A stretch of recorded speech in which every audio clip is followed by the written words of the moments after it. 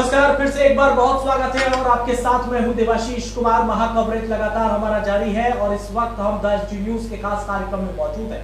लगातार समीकरण बता रहे हैं, सुबह से ही आपके साथ द एसडी न्यूज तमाम उन गतिविधियों पर नजर रखे हुए तमाम पत्रकार हमारे फील्ड पर हैं। तमाम पार्टी कार्यालयों से हम आपको तस्वीरें सामने लेकर आ रहे हैं। तमाम मेहमान इस वक्त हमारे साथ जुड़ गए हैं जो समीकरण और जो इस वक्त सीट की स्थिति है उस पर चर्चा करने के लिए। तो चलिए एक बार फिर से हम स्वागत कर देते हैं।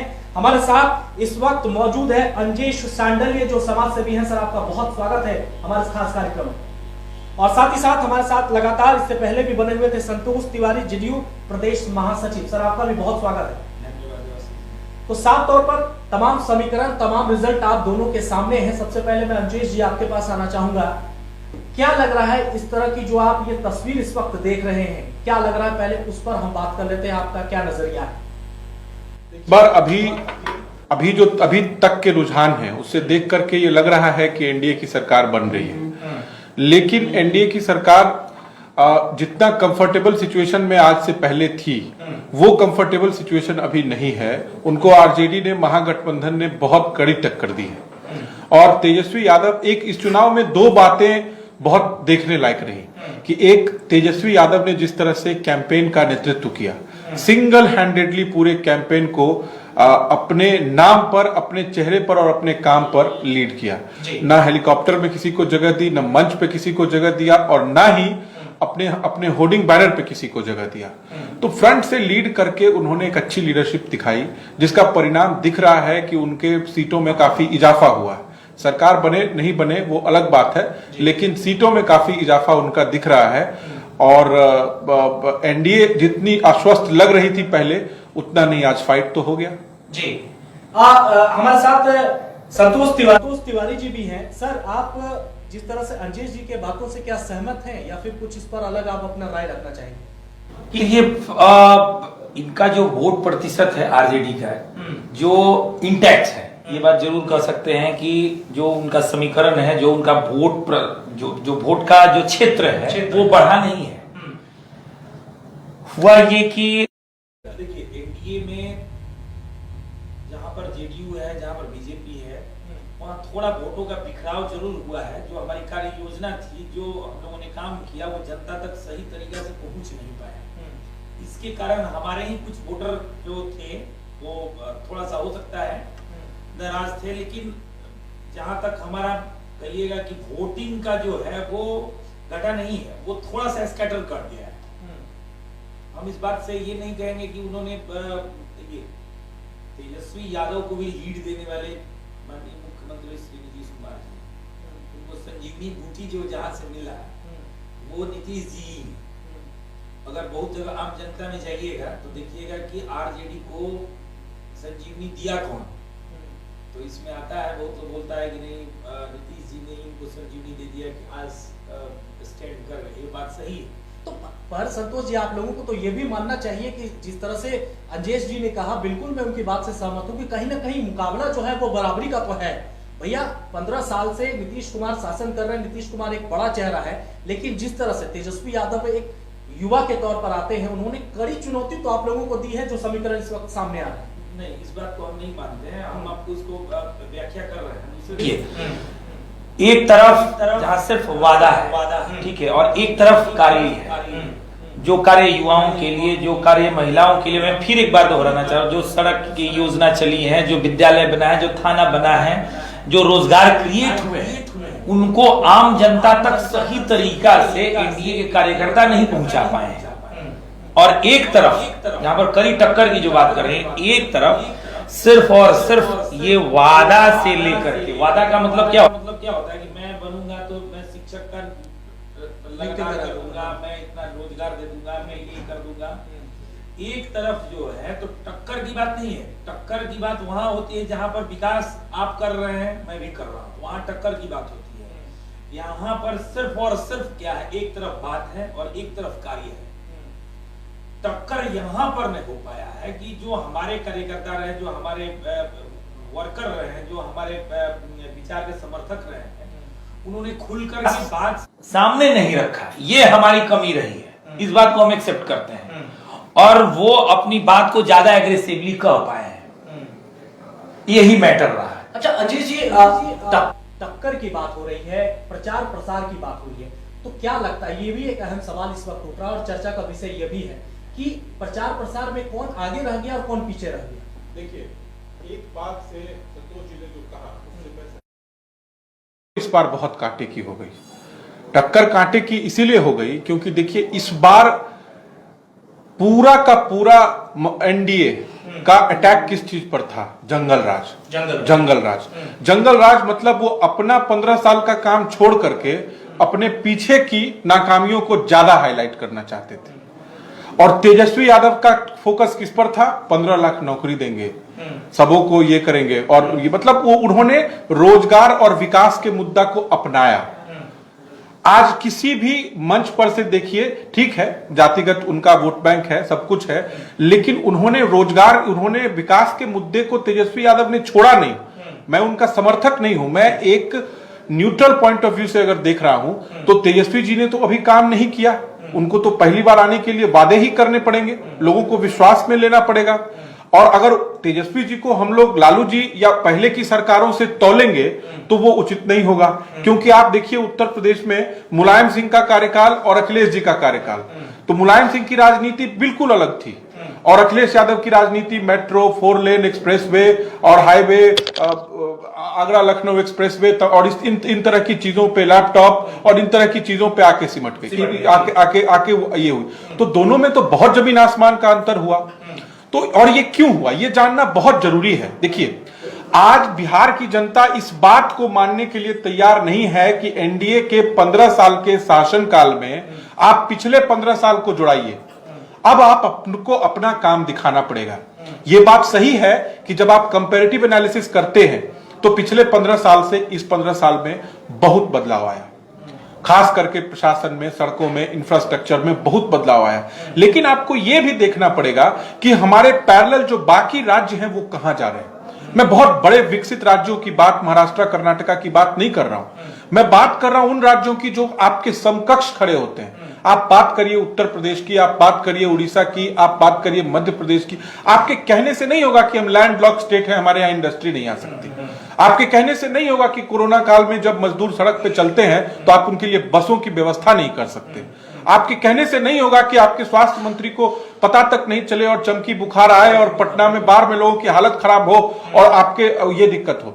आपके कहने से नहीं होगा कि दरभंगा में मेडिकल कॉलेज में सुअर घूमते हैं मरीज जनरल वार्ड में। एक पत्रकार ने यूट्यूब पे दिखाया था, मैंने देखा था। तो जनता, बिहार की जनता अब जागरूक हो चुकी है और अब नीतीश जी को यह समझना पड़ेगा कि अब आपको राष्ट्रीय परिवेश में अपने विकास को लेकर के चलना पड़ेगा। आप सिर्फ, उन्होंने ये किया, आप बताइए 15 साल बीजेपी का स्वास्थ्य मिनिस्टर है, 15 साल अश्विनी चौबे जी मंत्री रहे, मंगल पांडे जी मंत्री रहे, और उसके बाद सुशील मोदी जी ट्वीट करते हैं कि हमको स्वास्थ्य की सुविधा जो है लचर हो गई 15 साल पहले, इसके कारण हमको दिक्कत है। तो जनता ने इसको नकारा, जनता को ने कहा बदलाव चाहिए।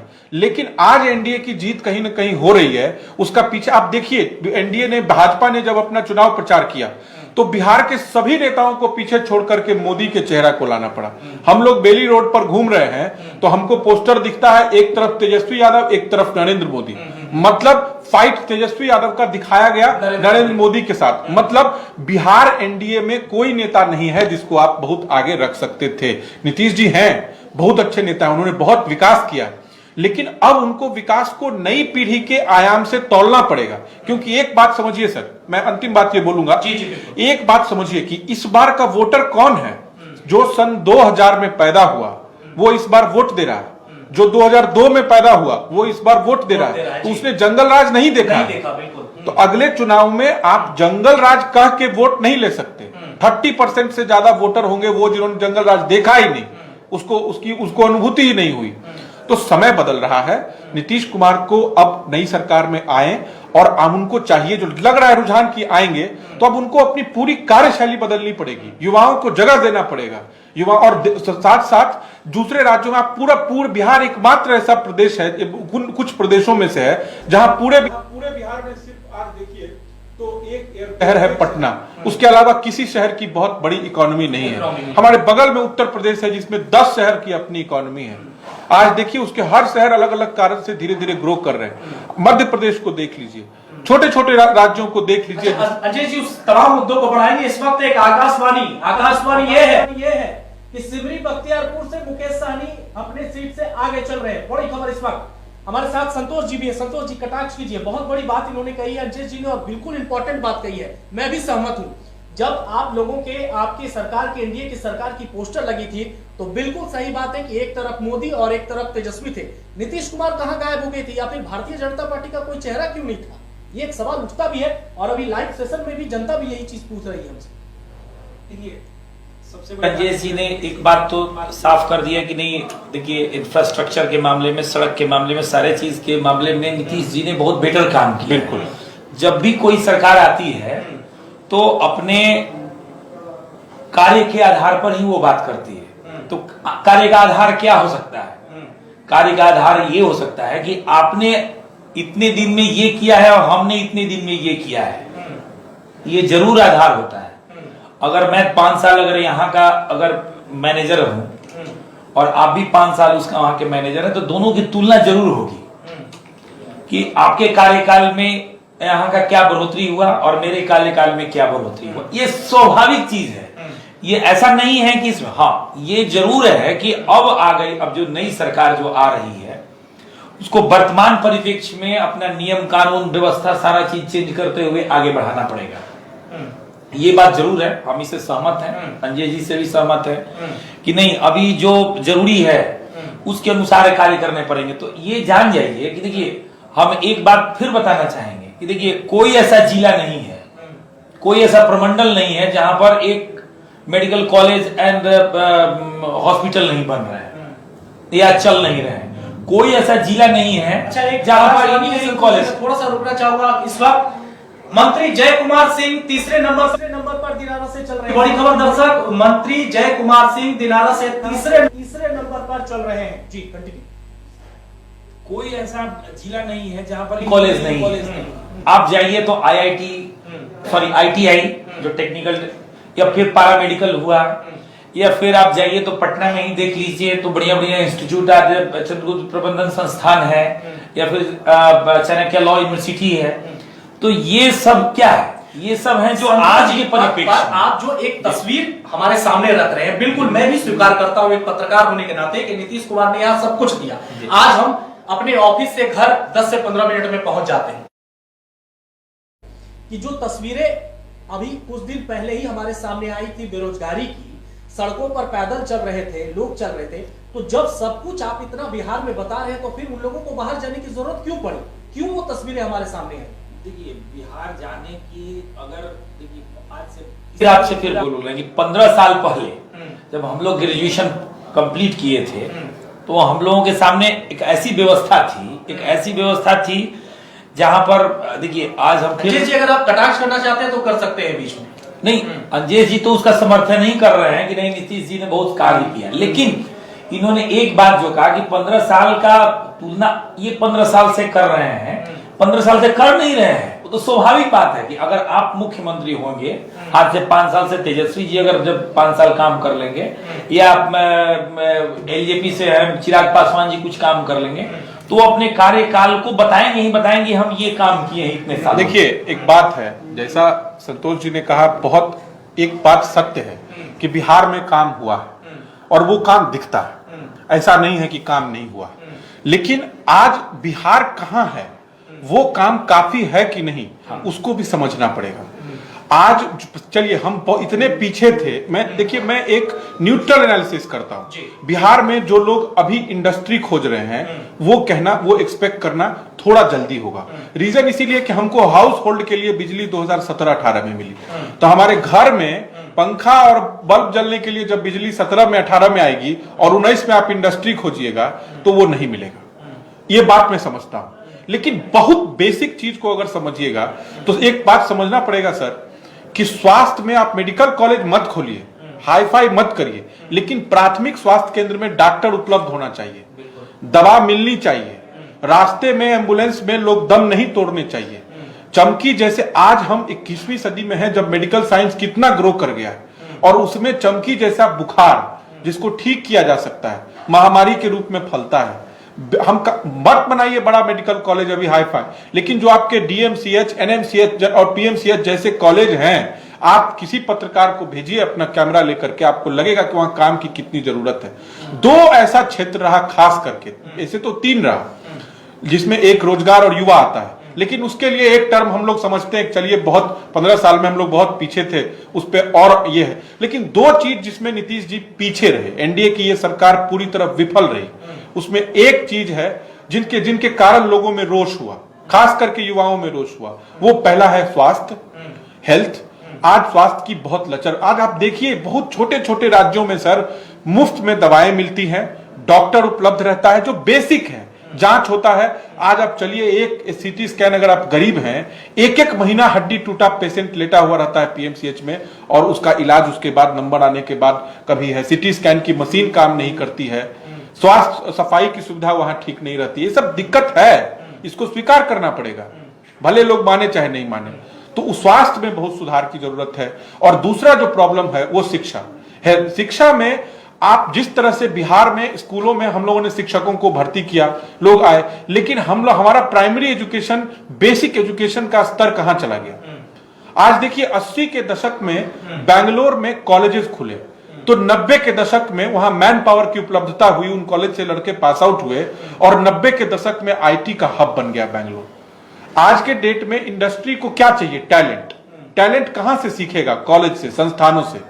तो शिक्षा जब तक नहीं आएगा तब तक इंडस्ट्री नहीं आएगी।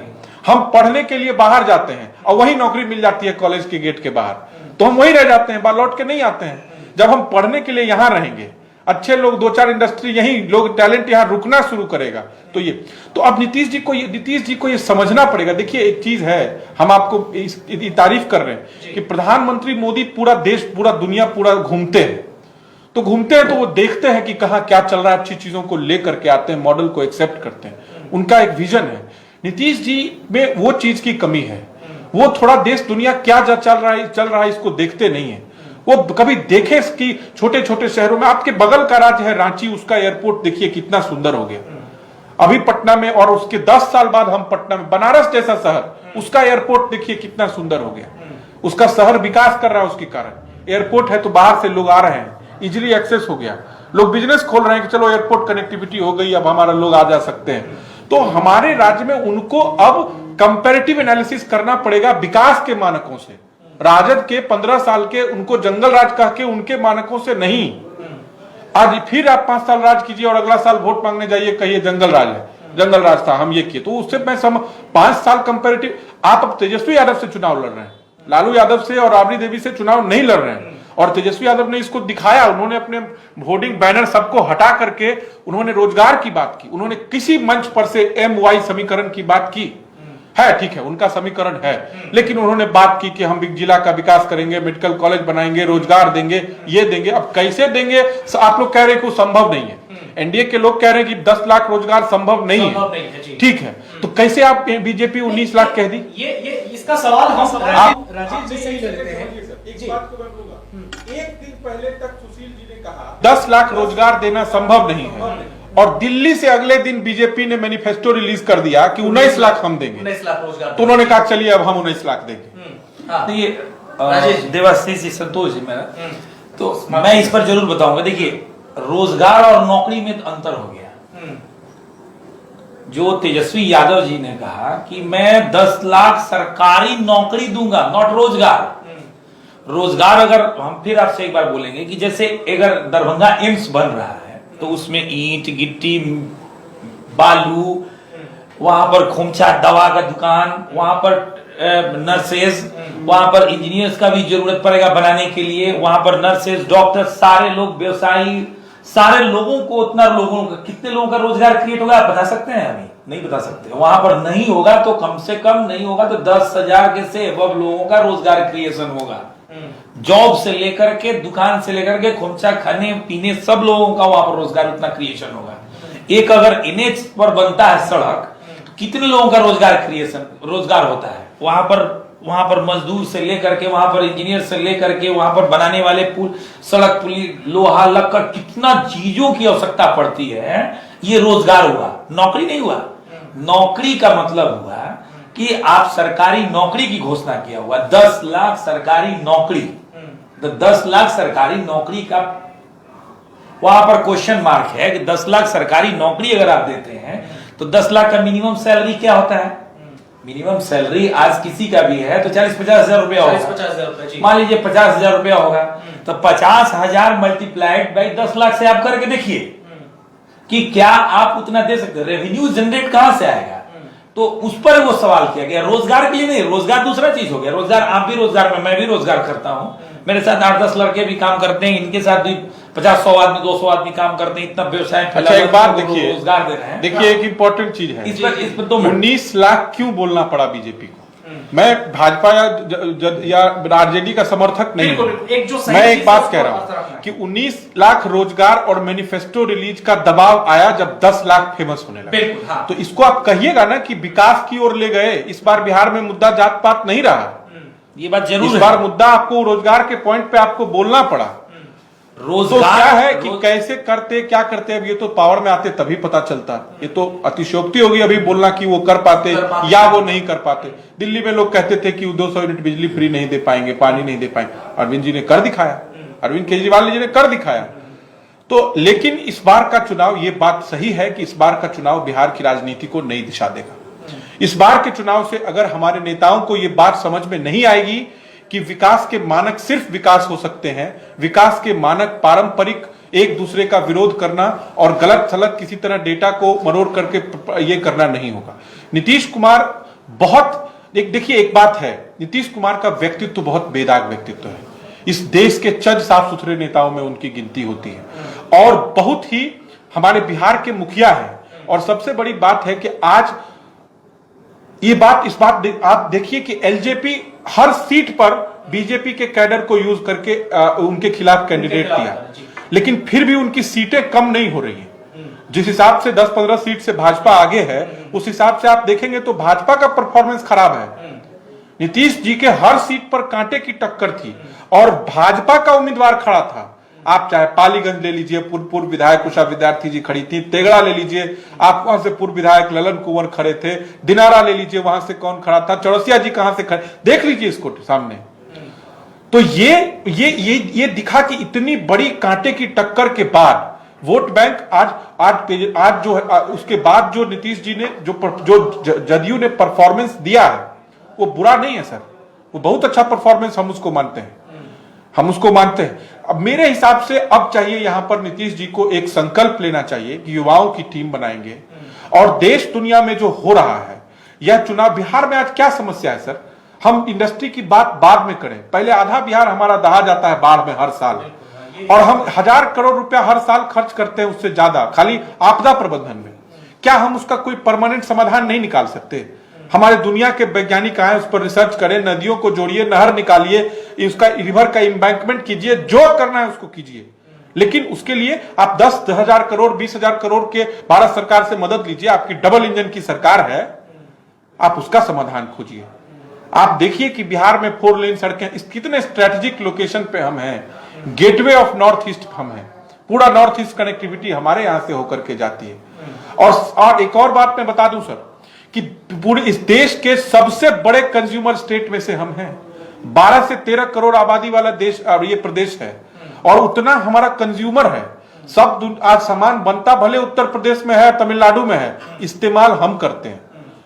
टैलेंट हमारे यहाँ है, रॉ मटेरियल हमारे यहाँ है, हमारी खेती प्रबल है, पानी उपलब्ध है, बिजली, सिर्फ बिजली सुरक्षा और सरकार अपना मन बना ले तो बिहार में वंडर हो सकता है। बिल्कुल। अच्छा, संतोष जी के पास मैं फिर से आऊंगा। संतोष जी, आप प्रदेश महासभा की जीत की ओर अग्रसर है, मुझे ये बताइए कि इंडस्ट्री की बात हम लोग करते हैं, रोजगार आप देने की बात कर रहे हैं, तो मुझे आप बता रहे हैं कि जिस तरह से जो पुल का निर्माण होगा, एम्स का निर्माण होगा, सड़कों का निर्माण होगा, उस पर आप रोजगार पैदा करेंगे। लेकिन ये बताइए कि आखिर बार बार ये बाहरों से, या फिर यूं कहें कि हम अपने पड़ोसी राज्य रांची को ही ले लें, कि आज कहीं ना कहीं ये तो मानना पड़ेगा कि हमसे बहुत डेवलप हो चुका है रांची।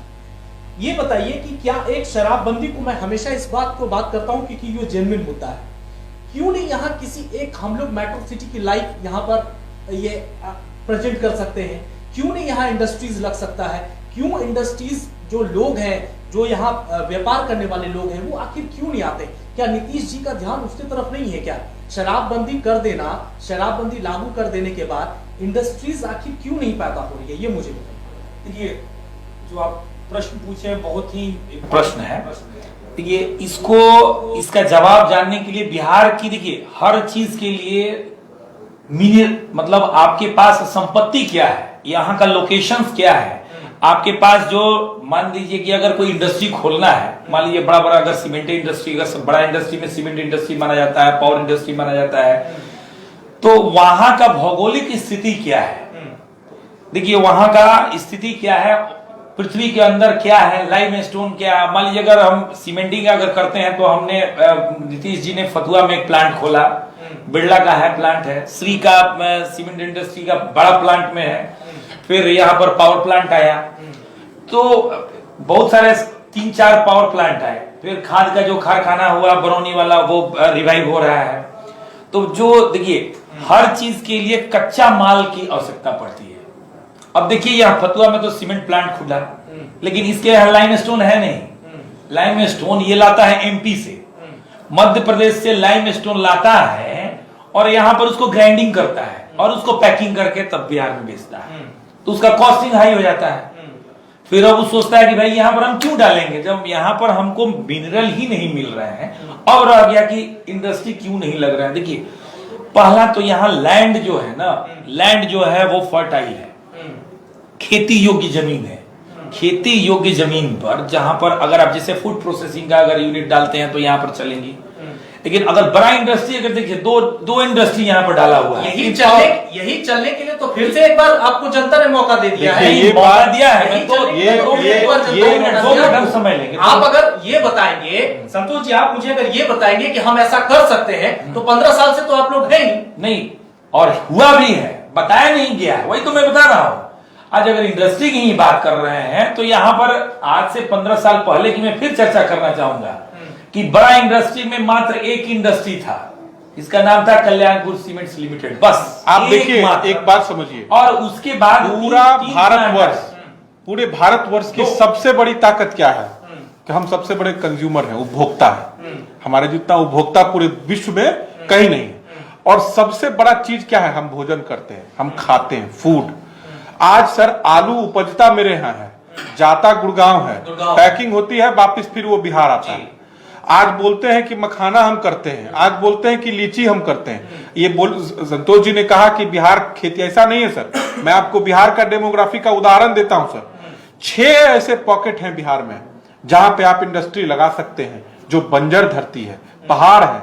आप गया देखिए, कैमूर देखिए, औरंगाबाद देखिए, जमुई देखिए, जहां की खेती पहाड़ों के बीच की नहीं है। बेहतरीन इंडस्ट्रियल पार्क जहां पे बन सकता है, बेहतरीन इंडस्ट्रियल पार्क बन सकता है। पावर में बहुत अच्छा काम हुआ है, मैं मानता हूं इस बात को। बिजली में नीतीश जी की सरकार की सबसे बड़ी खूबी ये रही कि बोल करके मंच पर से कि बिजली नहीं दूंगा तो वोट मांगने नहीं आऊं, उन्होंने बिजली उपलब्ध कराया। ये उनका एक दिखाता है कि राजनीति में यह चरित्र बिरले ही देखने को मिलता है। लेकिन सर अब उससे आगे बढ़िए। अब आपको पुरानी इंडस्ट्री और कल्याणपुर सीमेंट से नहीं काम चलेगा। अब आपको नई न्यू एज, और सबसे बड़ा इंडस्ट्री क्या है सर, स्किल। शहर बनाइए, आईटी आएगी। आईटी को फैक्ट्री नहीं चाहिए, आईटी को लैपटॉप और इंटरनेट चाहिए और बढ़िया रोड चाहिए ताकि एयरपोर्ट से वो फॉरेन से कनेक्ट हो जाए। इंदौर जैसा शहर मध्य प्रदेश में लैंडलॉक में जब आईटी, इंफोसिस, विप्रो जैसी कंपनियां खुल सकती हैं, तो हमारे बिहार के किसी शहर में आईटी सिटी क्यों नहीं बन सकती है? इंदौर को क्या है, इंदौर को समुद्र है कि क्या? वो भी तो लैंडलॉक ही है ना। मध्य प्रदेश तो हिंदुस्तान के दिल में बसता है। तो जब वहां देखिए भुवनेश्वर, आईटी कितना बड़ा इंडस्ट्री वहां चला गया। और आईटी के आने से कल्चर होता है। और एक और बात में आप कॉस्मोपॉलिटन कल्चर बनता है। बाहर के लोग यहाँ आके आपसे मिलते हैं, आप बाहर जाते हैं तो वहां की चीजों को देख करके अच्छी चीजों को वापिस लाते हैं। वो सबसे हम कोसों दूर हैं। आप हमारे देखिए ना, इस बार क्यों, कुछ तो कारण रहा होगा। अक्सर नीतीश जी के 8-8, 10-10 मंत्री चुनाव हार रहे हैं। बिल्कुल, कुछ तो कारण, कुछ तो मजबूरियां रही होंगी जिसके कारण लोगों ने उनको इस बार स्वीकारा नहीं है। जात पात के आधार पे मंत्री बनाते हैं, और ऐसे मैंने मंत्री, आपके मंत्रिमंडल में युवाओं को, नए लोगों को, शिक्षाविदों को, जो लोग काम करने वाले हैं, 18 घंटे 12 घंटे नए बिहार की आधारभूत संरचना की नींव रखने वाले हैं, उनको आपको जगह देना पड़ेगा। आपको रेड कारपेट वेलकम देना पड़ेगा लोगों को, तभी जाकर के आप अगली बार। और एक अंतिम बात मैं कहूंगा, आपने कहा था अभी सर, शराबबंदी, देखिए। अच्छा अजीत, उस मुद्दे को जारी रखेंगे। संतोष जी को निकलना है शायद, काफी समय से वो है हमारे बीच में, और इनको अभी के लिए हम धन्यवाद देंगे। आपके साथ और गेस्ट हमारे साथ यहाँ जुड़ेंगे, आप बने रहिए हमारे साथ। संतोष जी, बहुत बहुत शुक्रिया आपका, बहुत धन्यवाद, आपने बहुत लंबा समय दिया, बहुत शुक्रिया। तो साफ तौर पर इस वक्त अंजेश जी हमारे साथ बने हुए हैं लगातार, और हम तमाम मुद्दों पर भी बातचीत करेंगे। वरिष्ठ पत्रकार भी इस वक्त हमारे सामने जुड़ेंगे। तब तक हम अपने गेस्ट को थोड़ा सा ब्रेक देते हैं, और स्क्रीन पर देखिए कि ताजा अपडेट इस वक्त बिहार चुनाव और मतगणना को लेकर क्या कुछ है। ताजा अपडेट के साथ आपके साथ छोड़े जाते हैं।